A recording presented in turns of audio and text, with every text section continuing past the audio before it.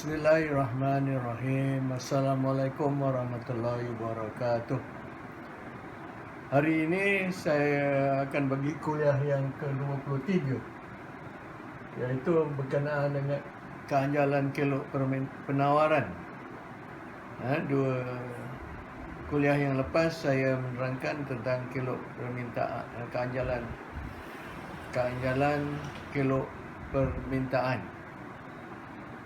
Seperti yang telah saya terangkan bahawa kelok penawaran adalah mencerun ke atas daripada kiri ke kanan.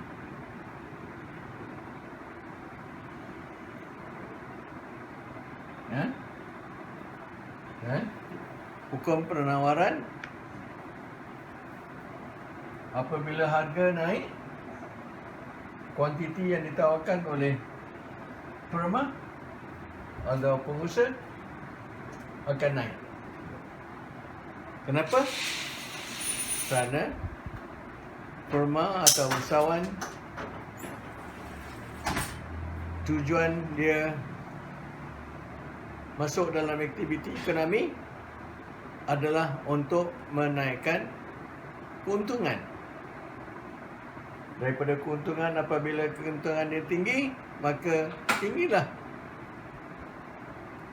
tingkat kebajikan mereka.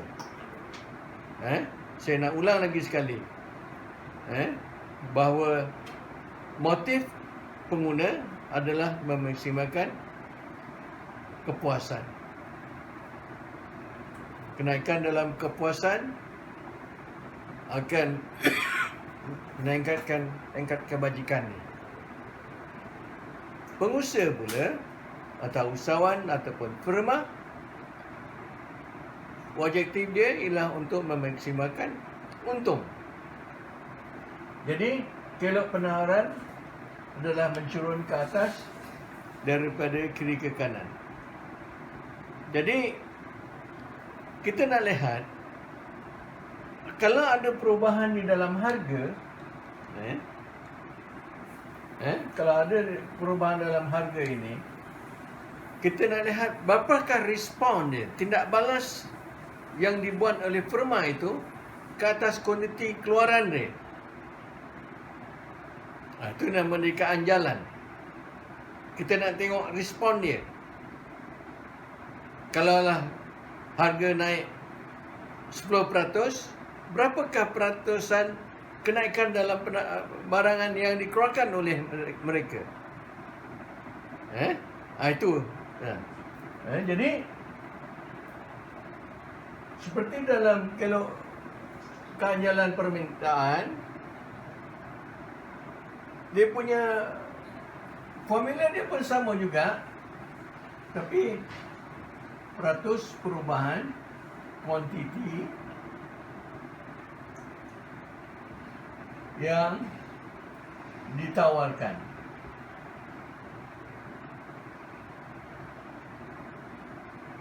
Ni tawar ni. Kalau dalam permintaan, dia kuantiti yang diminta. Tapi dalam penawaran, kuantiti yang ditawarkan oleh pengusaha itu atau firma itu dibagi dengan peratus perubahan harga barang itu.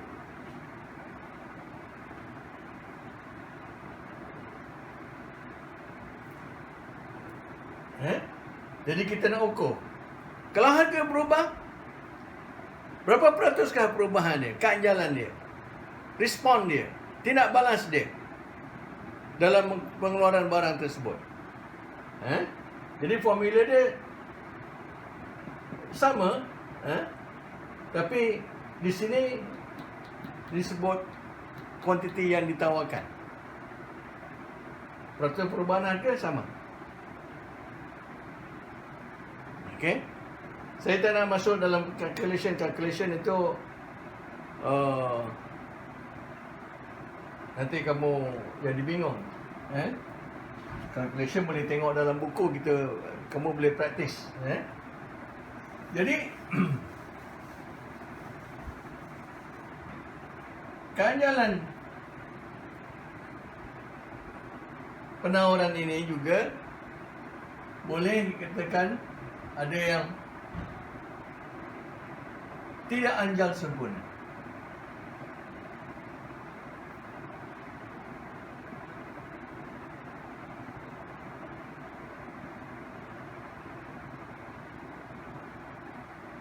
Jadi ganjalan dia, saya tulis ni ES sama dengan kosong.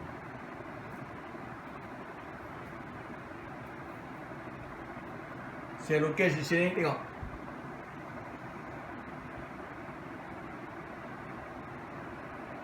KO.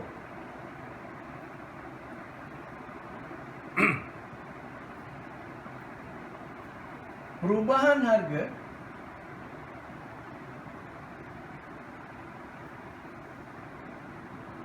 HO ke S1.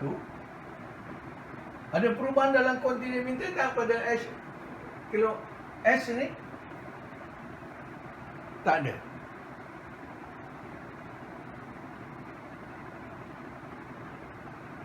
Tak ada.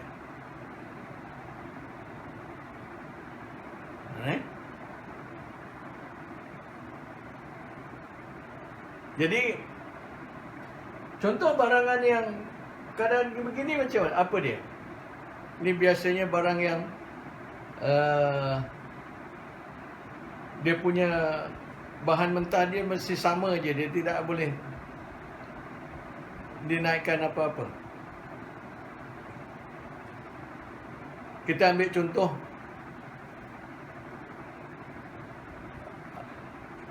barangan ikan di pasar. Kalau harga ikan kembung itu RM5, di pasar itu jumlah jumlah stok ikan tetap sama.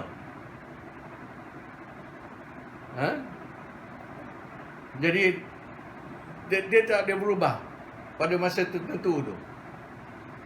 Jadi kalau harganya naik, pengusaha tidak boleh cari supply lain. Itulah yang ada. Jadi harga naik, dia terima aja. Jadi lebih untunglah dia.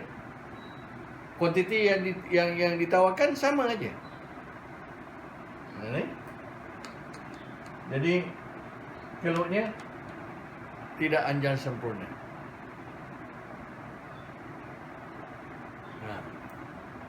Kemudian yang kedua ialah tidak anjal.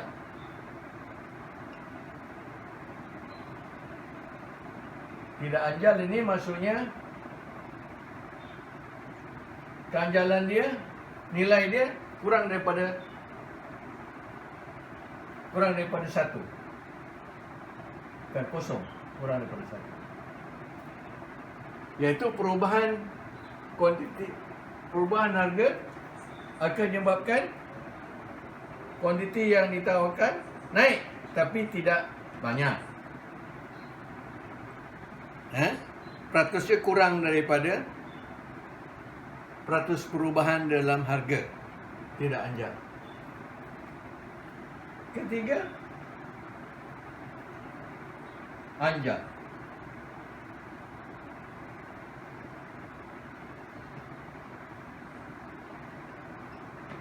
Keanjalannya lebih daripada 1. Tengok ni. Saya buat lagi 1 kilo. Kalau pada minta penawaran.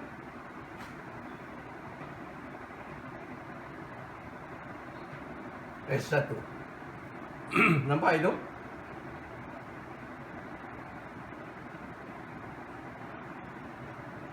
Nampak?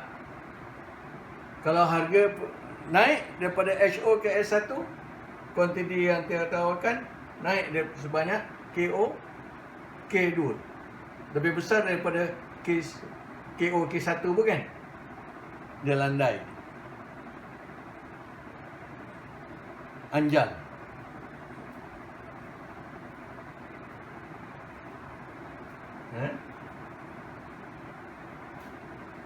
Dan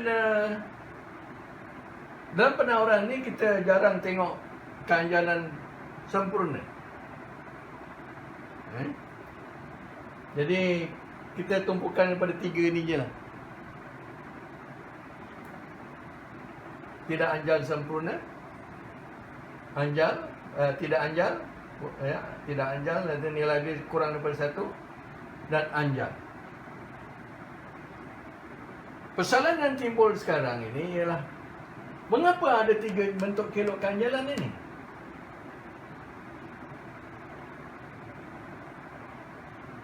Tidak anjal, sempurna, tidak anjal, anjal. Konsepnya 3 tu. Faham?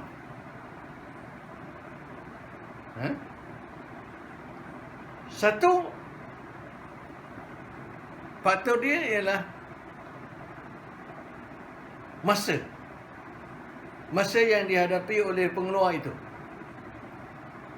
Seperti saya katakan tadi, macam pengusaha ikan di pasar, stoknya ada itu je. Masa itu, daripada pukul 4 pagi sampai pukul 10, stoknya itulah. Kalau pengusaha itu dia ada 50 kilo tu je lah yang dia boleh jual. Habislah. Jadi kalau harganya naik, pengusaha ikan di pasar itu, gerai ikan tu, dia tidak boleh tambah.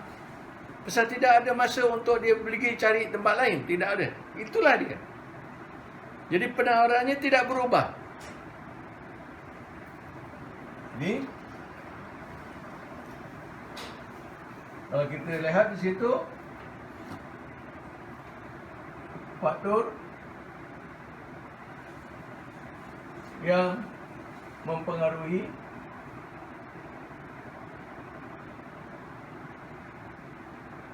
ganjalan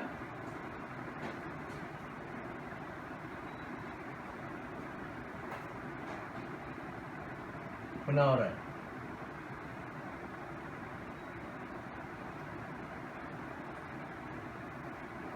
Apa yang saya cakap tadi? Masa.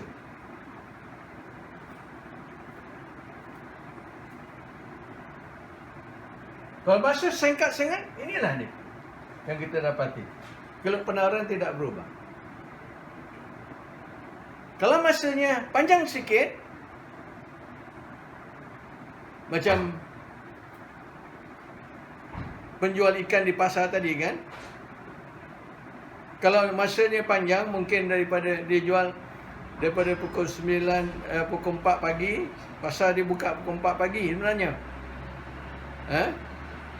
Dan dia boleh berniaga sampai pukul 4 petang.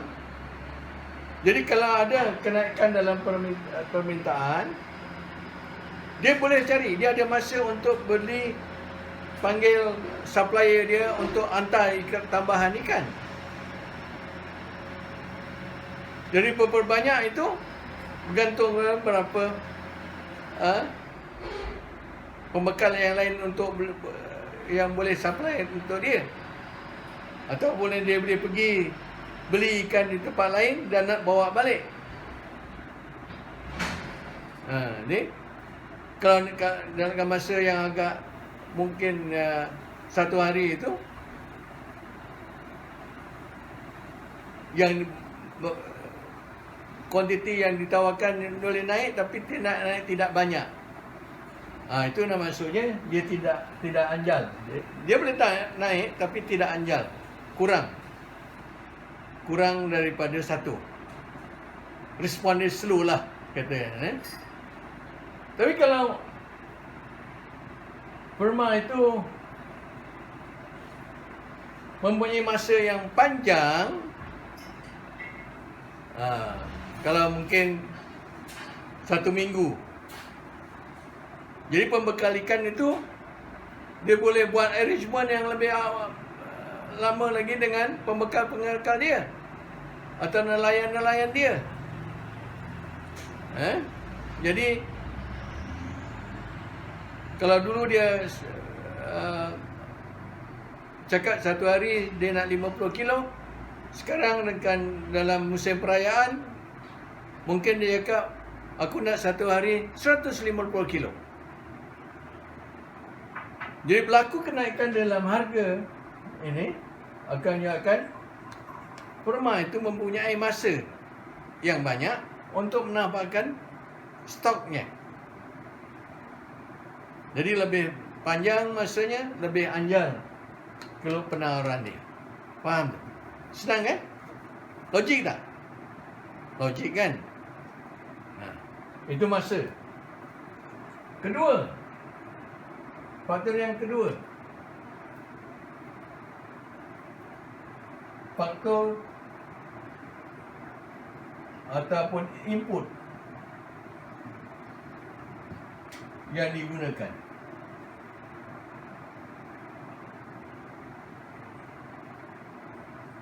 Dalam pengeluaran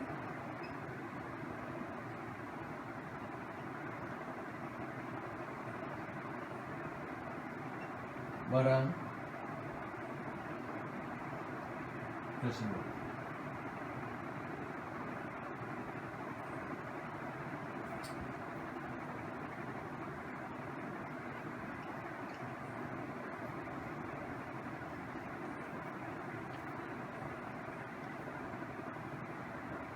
Faktor atau input yang ada tak barang input pengganti dia? Ataupun input yang digunakan di dalam pengeluaran barang tersebut ada banyak tak dalam pasaran? Ada tak barang pengganti dia atau jumlah input yang ada yang sedia ada dalam pasaran itu banyak?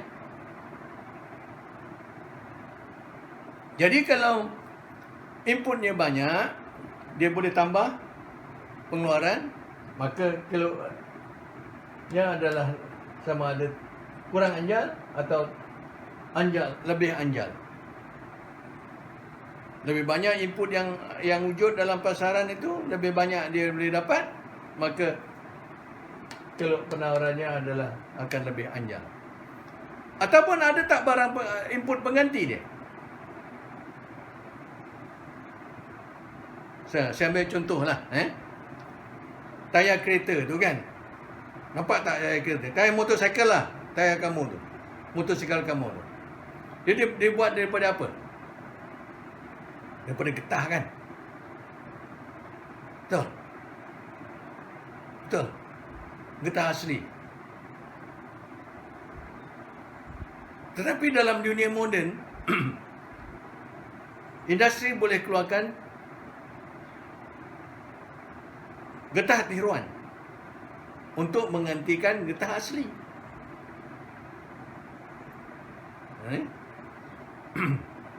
Jadi pengusaha boleh menggantikan. Kalau getah asli mahal, dia ambil getah tiruan dengan mudah. Dulu harga getah murah. Kerana apa? Kerana wujudnya barang pengganti, iaitu getah tiruan di Eropah, di negara-negara maju, yang boleh digunakan untuk menggantikan getah asli dalam pengeluaran tayar. Dulu tak, getah asli itu digunakan untuk mengelar tayar je. Yang sebahagian besar lah penggunaannya untuk mengeluarkan tayar. Jadi industri maju, orang melihat dari segi teknologi, dia boleh mengeluarkan getah tiruan dan boleh digunakan untuk membuat tayar. Dia boleh gantikan. Jadi kalau ada barang pengganti itu, maka kita dapat input pengganti itu, dia akan lebih anjal. Kalau tidak ada barang penggantinya, dia kurang anjal ataupun tidak anjal. Faham tak? Input yang digunakan itu. Macam sekarang kita boleh lihat pengeluaran sarung tangan getah. Banyak syarikat besar di Malaysia yang menumpukan pengeluaran sarung tangan getah yang digunakan dalam hospital untuk pembedahan dan sebagainya, itu dia memerlukan sarung tangan getah yang tertentu. Malaysia adalah pengeluar getah sarung tangan getah yang terbesar di dunia. Malaysia menawarkan kurang lebih daripada 60% sarung tangan di dunia. Besar, berbilion jumlahnya. Kalau kamu tengok macam top group, di satu hari boleh keluarkan bilion, juta lah. Satu tahun tu dia mengeluarkan berbilion-bilion lah. Bilion tau, sarung tangan getah. Kenapa Malaysia boleh mengeluarkan itu? Pasal dia ada getah. Getah yang orang tua kita toreh tu digunakan untuk mengeluarkan glove. Dia tak boleh ada berganti. Dia tak boleh gantikan pengeluaran glove itu dengan barang lain. Teksturnya tak sama. Sifat dia tak sama nanti. Jadi keberkesanan dia tidak sama dengan getah asli. Jadi kalau penawaran yang begitu, dia kurang anjal lah berbanding dengan kalau ada barang pengganti. Nampak? Okey. Yang ketiga,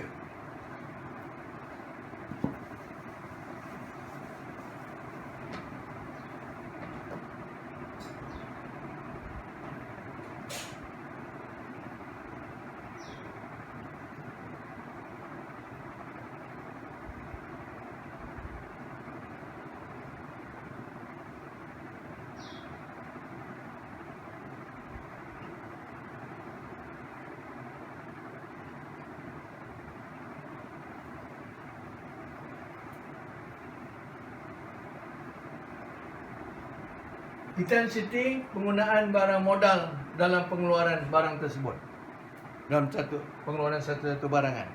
Apa maksudnya intensity itu? Iaitu penekanan. Kalau kita lihat kadang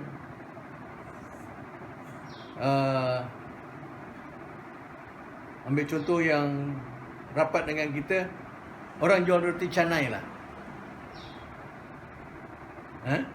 Orang jual roti canai. Kalau restoran mama jual roti canai ni, dia dari pagi sampai malam. Sampai esok hari dia 24 jam tau. You datang malam pun minta roti canai ada.